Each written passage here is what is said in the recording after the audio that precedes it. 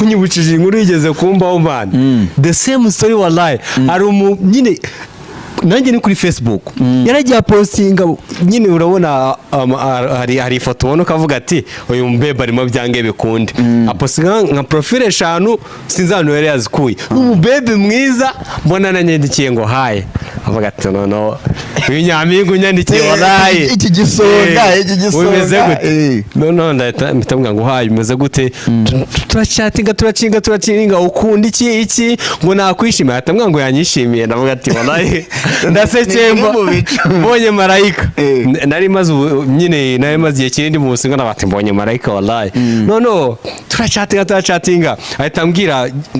ngo bebe nagiye nimbambwe ngo nagiye ngo zahuye tike yankiranye abati shabyange ukunde ntago yambeshye marayika ntago yambeshye nose bebe urabura hangaye ambwira